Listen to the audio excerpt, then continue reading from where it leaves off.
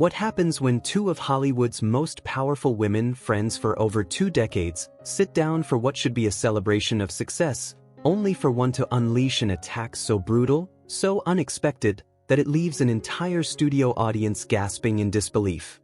When Julia Roberts walked onto the set of The View that crisp October morning, she thought she was meeting a friend. She thought she was sitting down with Whoopi Goldberg, the woman who had celebrated her wins, supported her through struggles, and shared countless moments of laughter at industry events over the years.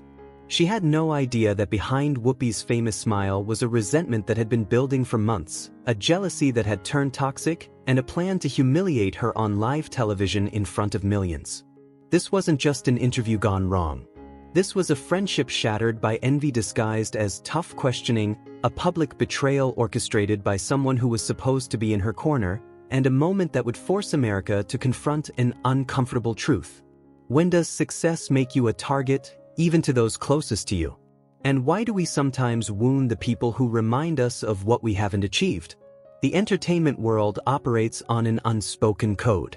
Celebrities may compete, they may gossip privately, they may even clash behind closed doors, but publicly, especially among established stars, there's a mutual respect. An understanding that today's rival could be tomorrow's co-star, that burning bridges serves no one, and that certain lines simply aren't crossed. Julia Roberts had built her entire 3-decade career on honoring that code. She'd never publicly criticized another actress, never fed gossip columns with petty drama, never used her considerable influence to tear anyone down. She believed in lifting others up, in celebrating fellow women's achievements, in maintaining grace even when others didn't extend the same courtesy. It was why she'd remained beloved not just by audiences, but by the industry itself. Directors fought to work with her. Co-stars praised her professionalism. Crew members cherished memories of her kindness.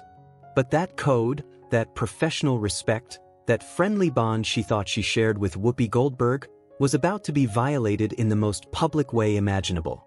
The warning signs had been there, though Julia hadn't recognized them. 3 months earlier, at the Academy Gala, Whoopi's congratulations on Julia's latest film success had felt slightly hollow, her smile not quite reaching her eyes. 6 weeks before that, when Julia's humanitarian work had been featured in a major magazine spread, Whoopi's social media silence had been conspicuous among the flood of celebrity praise. And just 2 weeks ago, when Julia had been announced as the highest-paid actress of the year, Whoopi had made a comment on The View that some viewers found oddly bitter, something about how easy some people have it, how success comes naturally to those who fit Hollywood's narrow definition of beauty. But Julia had dismissed these moments. Everyone has bad days. Everyone deals with their own struggles. She'd given Whoopi the benefit of the doubt, extended the grace she'd want extended to herself. That generosity was about to cost her dearly. Because what Julia didn't know, what she couldn't have known as she prepared for what she thought would be a friendly morning chat, was that Whoopi Goldberg had decided she was tired of watching Julia Roberts shine. The ABC Studios complex in Manhattan hummed with its usual Tuesday morning rhythm. Delivery trucks unloaded equipment at loading docks. Security guards checked credentials at multiple checkpoints. And inside Studio 5C, the home of The View, lighting technicians made final adjustments to ensure every angle would be camera-ready. The iconic Hot Topics table gleamed under the bright studio lights, 5 chairs positioned precisely, each representing a different voice, a different perspective. For nearly 25 years, this set had been the stage for countless conversations, some lighthearted, some deeply serious, all designed to reflect the diverse opinions of American women. Julia's black sedan pulled up to the private entrance at 7:45, 15 minutes earlier than her call time required. Her driver opened the door, and she stepped out wearing a stunning champagne-colored silk blouse paired with tailored black trousers, her signature auburn hair falling in soft waves past her shoulders. At 56, she radiated the same natural beauty that had made her a star, but now it was enhanced by the confidence that comes from decades of knowing exactly who you are. A production coordinator met her at the door, tablet in hand, smile bright and professional. "Miss Roberts, welcome back to The View. We're so thrilled to have you." Whoopi is particularly excited about today's interview. She's been talking about it all week. Julia's smile was genuine, warm. "I'm excited too. Whoopi and I go way back. It'll be nice to catch up properly." The coordinator's smile flickered, just for a microsecond, but Julia noticed something in the woman's eyes, a hesitation, a knowledge of something Julia didn't know. But before she could ask, the coordinator was already moving, leading her down the familiar hallway toward the dressing rooms, chattering about the show's format, the timing, the commercial breaks. In the makeup room, Julia settled into the chair with practiced ease. The makeup artist, a woman named Sandra who'd worked on the show for years, began her work with gentle efficiency. "You look beautiful as always," Sandra said, applying a light foundation. "Barely need anything. How have you been?" "Busy but good," Julia replied, closing her eyes as Sandra worked. "I'm really looking forward to today. Whoopi and I have known each other since the 90s. We did that charity event together in '98, remember? For children's literacy." Sandra's hands paused, just briefly. She met Julia's eyes in the mirror, and something passed across her face. Concern maybe. Or pity. "Miss Roberts," she began, then stopped. Then started again. "Just be ready for anything today, okay? Whoopi's been in a mood lately." Julia opened her eyes fully, studying Sandra's reflection. "What do you mean, a mood?" Sandra busied herself with brushes, not meeting Julia's gaze now. "Nothing, probably nothing. Just, you know how these live shows can be. Unpredictable." But there was weight in her words, a warning wrapped in casual conversation. Julia felt the first flutter of unease in her stomach, a whisper of intuition that something was off. But she pushed it away. This was Whoopi, her friend, her colleague, someone who understood the pressures of this industry, who'd always been an ally. What could possibly go wrong? She was about to find out that friendship, when poisoned by jealousy, becomes the sharpest weapon of all. The studio audience filed in with excited energy, 200 people who'd waited months for tickets, many specifically requesting this taping when they heard Julia Roberts would be the guest. Phones were collected, security protocols explained, and then the warm-up comedian did his job, getting the crowd laughing, energized, ready to be part of television magic. At 8:55, the stage manager called for quiet. The iconic theme music began to play, and the cameras went live. "Good morning, Hot Topics." Whoopi Goldberg's distinctive voice rang out as she and the other co-hosts took their positions at the table. "We have an absolutely incredible show for you today. Someone I've known for over 2 decades, someone whose talent has captivated audiences worldwide, the one and only Julia Roberts." The audience erupted into applause, genuine and enthusiastic. Julia emerged from backstage, her smile bright, her wave graceful. She moved across the stage with the ease of someone who'd done this thousands of times, but there was also real warmth in her greeting. She hugged Sarah Haynes, who practically squealed with delight. She exchanged a warm handshake with Sunny Hostin, who told her she looked stunning. Joy Behar stood and embraced her, whispering something that made Julia laugh. And then she reached Whoopi. Their hug was familiar, the kind shared by old friends. But Julia felt it immediately, the stiffness in Whoopi's shoulders, the way the embrace ended just a fraction too quickly. When they pulled apart, Whoopi's smile was there, but her eyes were cold, assessing.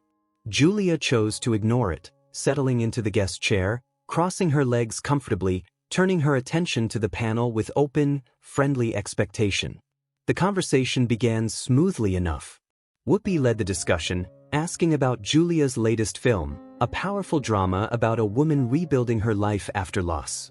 Julia spoke thoughtfully about the role, about finding the emotional truth in grief, about working with an incredible ensemble cast. The other hosts chimed in with genuine interest, compliments, intelligent questions. Sarah asked about the filming process. Sunny inquired about the director's vision. Joy made a joke that had everyone laughing. The audience was engaged, leaning forward, hanging on every word. This was exactly what Julia had expected, a professional, pleasant conversation among colleagues. 10 minutes in, she'd relaxed completely. Then Whoopi's tone shifted. "So Julia, let's talk about something interesting," Whoopi said, and something in her voice made the energy in the room change. Julia noticed the other hosts glance at each other, a flicker of concern passing between them. You've been called America's sweetheart for decades now. You've had this incredible career, massive success, wealth most people can't even imagine. Tell me, do you ever feel guilty about how easy it's all been for you? The question landed like a slap. The audience went quiet. Julia blinked, confusion crossing her face. I'm not sure I understand the question, Whoopi. Easy? I've worked incredibly hard for everything I have. Whoopi leaned forward, and there was something predatory in her posture now. But let's be honest. You fit a certain mold, didn't you? The pretty girl, the girl next door, the one Hollywood was already designed to celebrate. You didn't have to fight the way some of us did. You didn't have to prove yourself the way women who don't look like you have to prove themselves every single day. The attack was so unexpected, so deliberately personal, that for a moment Julia couldn't respond. She saw Joy's eyes widen in shock. She saw Sunny shift uncomfortably. She saw Sarah's mouth open as if to interject. But Whoopi wasn't finished. I mean, you've never really had to struggle, have you? Born into a family with industry connections, blessed with the exact kind of beauty this industry worships, opportunities just falling into your lap. Meanwhile, some of us had to claw our way up, face rejection after rejection, deal with being told we weren't pretty enough, weren't the right type, weren't what audiences wanted to see. Julia's confusion was morphing into something else now, a dawning realization that this wasn't a question, it was an accusation. And it was coming from someone she trusted. Whoopi, she began, her voice steady despite the shock. I respect your journey immensely. But I think you're making assumptions about mine that aren't accurate. I've faced plenty of rejection, plenty of closed doors. The film that made me famous, I was told I wasn't experienced enough for it. I've been fired from projects, criticized endlessly, had to prove myself over and over. But Whoopi was shaking her head, that cold smile still fixed on her face, and Julia realized with growing horror that nothing she said was going to matter. Whoopi had come here with an agenda, and she was just getting started. Whoopi didn't wait for Julia to finish her thought. She cut her off with a dismissive wave of her hand, a gesture so rude that gasps rippled through the audience. Come on, Julia. Let's not pretend your charity work isn't just a tax write-off and good publicity. Let's not act like your perfect marriage and perfect family aren't carefully managed PR. When do you drop the act? When do we get to see the real you, or is there nothing real underneath all that polish? The words hung in the air like poison. Julia felt her face flush, not with embarrassment but with anger she was struggling to contain. This wasn't journalism. This wasn't even a disagreement. This was a personal attack, deliberate and cruel, and it was happening in front of millions of people. And it was coming from someone who knew her, someone who'd been to her home, someone who'd met her children. Whoopi, what is this really about? Julia's voice was quiet now, dangerously quiet. Because we both know this isn't about asking tough questions. This is something else. For just a moment, something flickered across Whoopi's face, something raw and ugly. Envy, pure and undisguised. What it's about, she said, her voice rising, is that some of us are tired of watching you float through life on your looks and your privilege while the rest of us have to actually work for respect. What it's about is that Hollywood has been worshipping at the altar of Julia Roberts for 30 years while other talented women get ignored. What it's about is that maybe, just maybe, you're not as special as everyone keeps telling you you are. The studio fell into shocked silence. Even the camera operators seemed frozen. Joy Behar found her voice first. Whoopi, that's completely out of line. This isn't what we do here. Sunny nodded vigorously. This is supposed to be a conversation, not an attack. Sarah looked near tears, clearly uncomfortable with the cruelty unfolding before her. But Whoopi ignored them all, her focus laser locked on Julia, years of resentment pouring out in a torrent she could no longer control.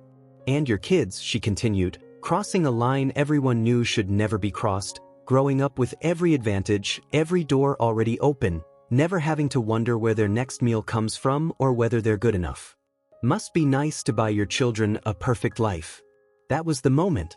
The moment Julia Roberts, who'd maintained her composure through decades of scrutiny, who'd smiled through countless invasive questions, who'd always taken the high road, reached her breaking point. She stood up, and the movement was so sudden, so definitive, that it silenced even Whoopi. Julia's famous smile was completely gone. In its place was something the audience had never seen before, a woman who'd been pushed too far and was done pretending everything was fine. "I came here thinking I was talking to a friend," Julia said, her voice shaking not with fear but with fury barely contained. "I came here thinking I was sitting with someone who understood this industry, who understood the pressures we all face, who understood that women should lift each other up, not tear each other down on national television." Whoopi opened her mouth to respond, but Julia held up her hand. "I don't know what happened to you, Whoopi. I don't know when bitterness replaced the person I used to respect. But I do know this: you're not asking tough questions. You're projecting your own insecurities onto me.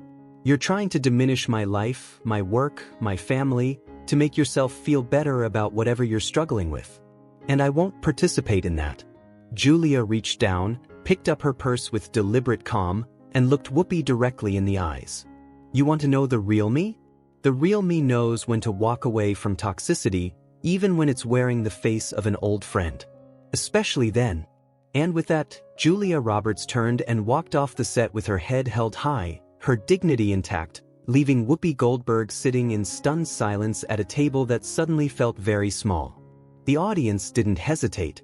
They rose to their feet in a thunderous standing ovation, not for the show, but for the woman who just refused to be diminished. The second the cameras cut to commercial, chaos erupted. Producers sprinted from the control room, headsets crackling with panicked voices. Network executives grabbed their phones, already bracing for the fallout. Stage managers tried to maintain order as audience members buzzed with shocked excitement, many pulling out phones the moment they were allowed, desperate to text friends about what they'd just witnessed. This wasn't supposed to happen.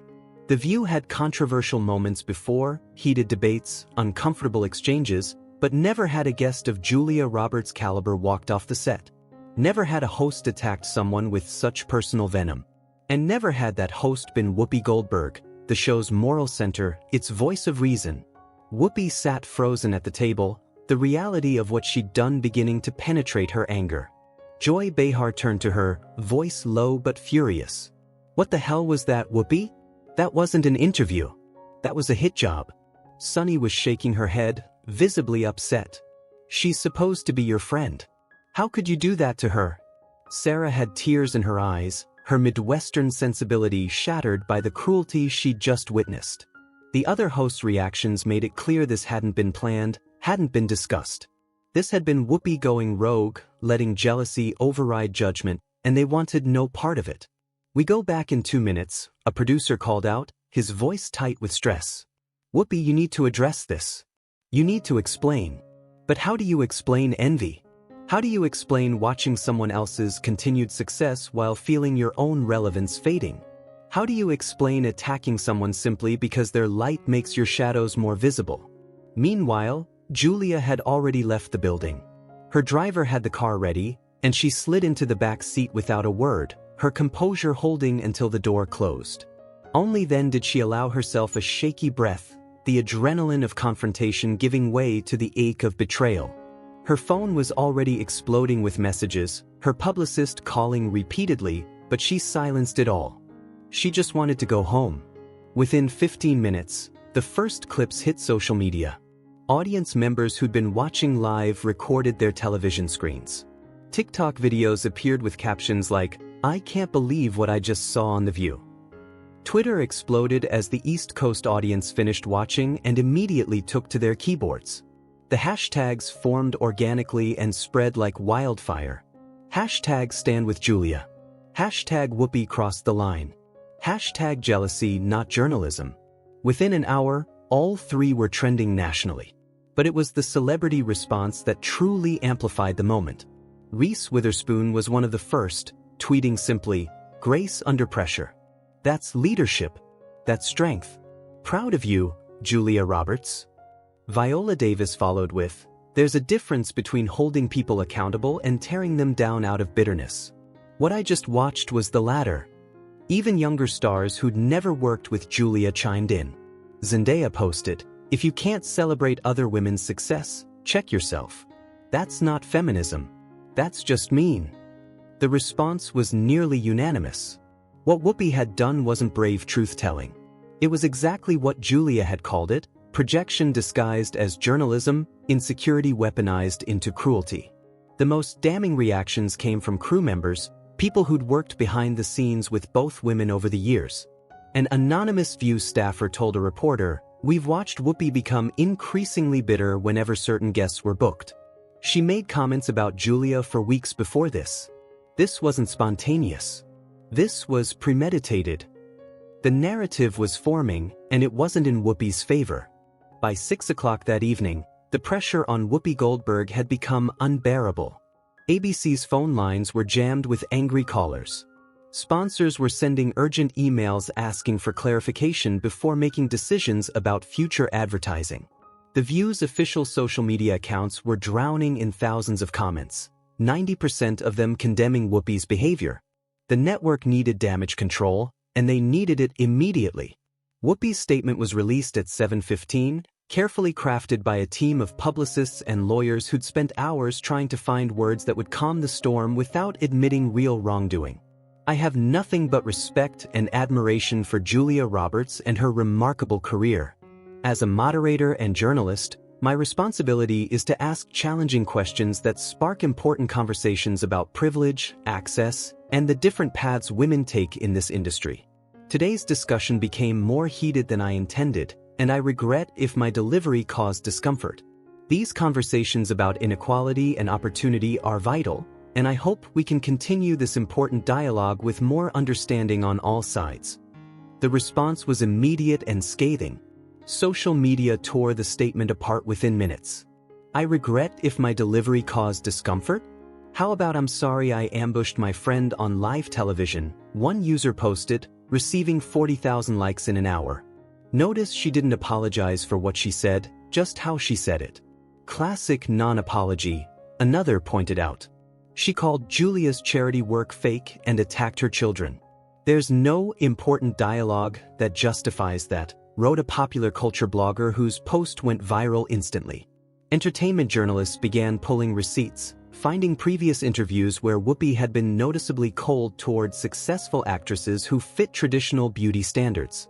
A pattern emerged, one of a woman who'd built her career on being different, on breaking barriers, but who'd somehow twisted that pride into resentment toward those who'd had different journeys.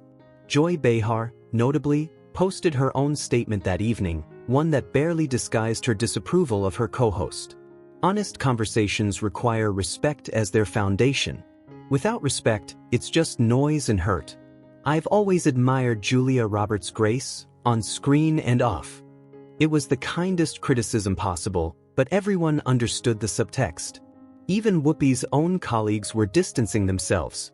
The View announced the next morning that Whoopi would be taking a 2-week personal leave, effective immediately, to focus on reflection and family time. Entertainment insiders translated immediately, "She's been suspended, and they're hoping this blows over before deciding if she comes back at all." But some things, once broken, can't be easily repaired. Whoopi Goldberg had spent decades building a reputation as someone who spoke truth to power, who stood up for the marginalized, who used her platform for good. In 20 brutal minutes, she'd revealed something uglier underneath: the very human tendency to resent others' success when our own feels threatened. The question everyone was asking wasn't whether Julia would recover from this. It was clear she already had. The question was whether Whoopi could recover from becoming exactly what she'd always claimed to stand against: someone who used power to punch down rather than lift up. For weeks after the interview that shocked America, Julia Roberts' new film opened in theaters nationwide. The projections had been strong before the incident, awards buzz already building, but what happened exceeded every expectation. The movie shattered opening weekend records for an adult drama, pulling in audiences who rarely ventured to theaters anymore, who usually waited for streaming releases. Box office analysts knew exactly what was happening. People weren't just coming to see a good film, though it was exceptional. They were coming to support Julia Roberts, to send a message with their dollars that dignity matters, that kindness matters, that they stood with someone who'd refused to be diminished. Ticket sales became a referendum, and the verdict was overwhelming. Social media filled with photos of families at theaters, captions reading, "Supporting grace over bitterness." And this is how we show what values we celebrate. The film's success wasn't just about entertainment.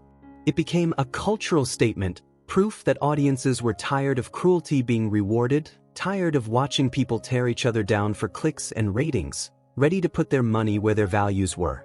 Julia's co-stars reported that she remained unchanged by the controversy, still arriving early to press events, still remembering journalists' names, still deflecting attention to the ensemble's collective work. If anything, those who knew her said, the incident had only reinforced what they already knew, that her grace wasn't performance, it was genuine. 6 months later, the Golden Star Awards arrived, Hollywood's Night of Nights. Julia Roberts had been nominated for Best Actress, and though the competition was fierce, when her name was called, the Dolby Theater erupted. The standing ovation began immediately and continued as she made her way to the stage, wave after wave of applause that lasted nearly 7 minutes. Cameras panned across the audience, capturing tear-streaked faces, capturing Meryl Streep on her feet applauding, capturing younger actresses who'd learned from Julia's example. In the back of the theater, barely visible, Whoopi Goldberg sat with a tight smile, hands moving in obligatory applause, the discomfort evident even from a distance. Julia stood at the podium, the iconic golden statue in her hands, and waited for the applause to finally fade. When she spoke, her voice was clear, steady, and filled with purpose. I accept this award not just for myself, but for everyone who's ever been told their success wasn't earned, that their kindness was weakness, that their boundaries were unreasonable. This is for everyone who's been attacked by someone they trusted and wondered if they were overreacting. You weren't. This is for every person who's walked away from a toxic situation and been called too sensitive. You're not. Your dignity is not negotiable. Your peace is not a privilege. And choosing to protect yourself from cruelty, even when it comes from unexpected places, especially then, isn't running away. It's running toward the life you deserve. The applause that followed was deafening, a collective affirmation from an industry that had watched one of their own stand up for something fundamental. Respect. Boundaries. The right to walk away. What happened that October morning on The View became more than a viral moment. It became a turning point in how people thought about confrontation versus conversation, about the difference between asking hard questions and launching personal attacks, about how jealousy can poison even the longest friendships. Julia Roberts had walked onto that set expecting a friendly chat and walked off having taught millions a lesson more valuable than any movie role. That knowing your worth means protecting it, that real strength looks like grace under pressure, and that sometimes the most powerful thing you can do is simply refuse to participate in your own diminishment. The lights in Studio 5C still turn on every morning. The Hot Topics table still sits ready for discussion. But something changed that day, something subtle but significant. Audiences became less tolerant of cruelty disguised as honesty. Hosts became more careful about the line between challenging and attacking. And Julia Roberts continued her life and career, unchanged by the attention, unmoved by the drama, secure in the knowledge that she'd stood up for herself in exactly the right way. Years from now, when people remember this moment, they won't remember the specific accusations Whoopi made. They won't remember the exact words of the confrontation. What they'll remember is the image of a woman standing up, picking up her purse, and walking away with her head held high. They'll remember that walking away from toxicity isn't weakness, even when the toxic person used to be your friend. Especially then. And they'll remember that true power isn't found in tearing others down to make yourself feel bigger.